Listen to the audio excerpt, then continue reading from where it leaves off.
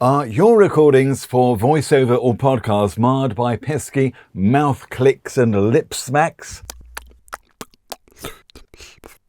Look, the first thing to say is that if you're aware that your own recordings have these, I suppose we have to call them imperfections, don't think that all your listeners can really hear them clearly and they're all offended by them.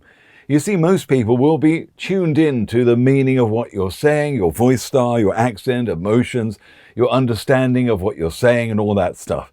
However, of course, we're professionals, we're perfectionists, aren't we? So we can clearly hear these lip smacks and microbreaths and mouth clicks, and they're annoying when we play them back on our timeline. So why don't most listeners hear them? Well, it's like when I come home, my family are watching TV and they're tuned to a standard definition version of a TV channel when the high definition version is available and I'm paying for it and they haven't selected it.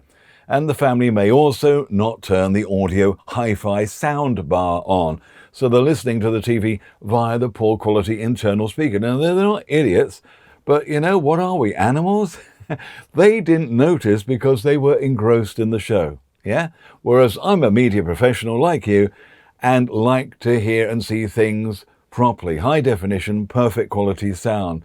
But you see, we're not listening for the same thing. So don't get too worried about it. But if we are worried, let's do something about these lip smacks and pops and make your microphone recordings clean and clear. First, a good quality double pop filter will be fine for reducing the plosive pops, but what can really cut down mouth noises is not a pop filter at all, it's good old-fashioned foam cover. Now, major broadcasters use these not just as an opportunity to put their logos on, but to reduce lip and mouth noises from their close-mic'd presenters.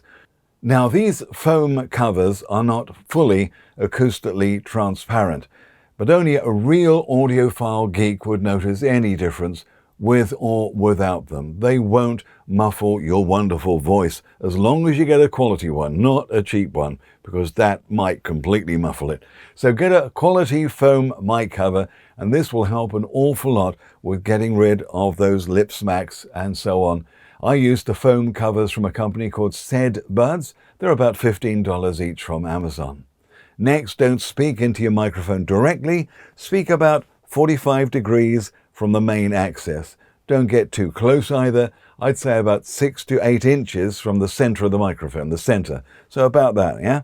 Also, keep hydrated as well. But surely you're thinking, you want to dry your mouth so there won't be lip smacks and so on. Well, your mouth would never be 100% dry, would it?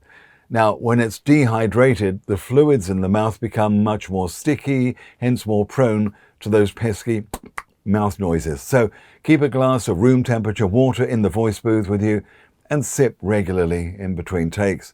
Now, after recording, if you still feel there are mouth noises that need to be reduced or wiped out, you can try your de-esser. In Adobe Audition, go to Effects, then FFT Filters, then de-esser. That may help. Or also in Audition, there is the automatic click remover. You go Effects, Noise Reduction, then automatic click remover. But you know, the best way to reduce mouth noises on a recording that I've found is to use a soft noise gate. Now, a normal noise gate shuts off all sound completely when it senses a low level that you can set. So it senses a low level, cuts off. Now, the problem here is that a normal hard noise gate can, as well as eliminating mouth noises and unwanted breaths, also chop off the starts of words without a hard start, or even the middles of words. Words that start with a soft sound, like a S, for example. But a soft noise gate can be adjusted to ramp the muting effect, won't just cut it off. So it ramps it up, ramps it down, yeah? So it cuts it below a certain level.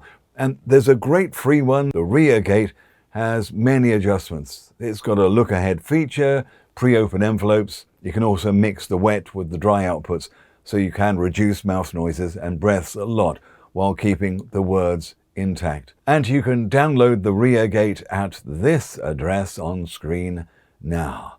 But I wouldn't use it on all your recordings. I would say only on the types of scripts where you do need to be very close to the microphone, the close mic stuff, where those mouth noises and lip smacks are going to show up more. But to be honest, most people, I promise you, will not even notice. Don't get hung up on them. So good luck. I hope you found these tips useful. If you'd like loads more information on all things voiceover, you can join me on the website voiceovermasterclass.com. That's voiceovermasterclass.com. Lots of tips, lots of information, and loads of videos to watch there to help you on your journey to success.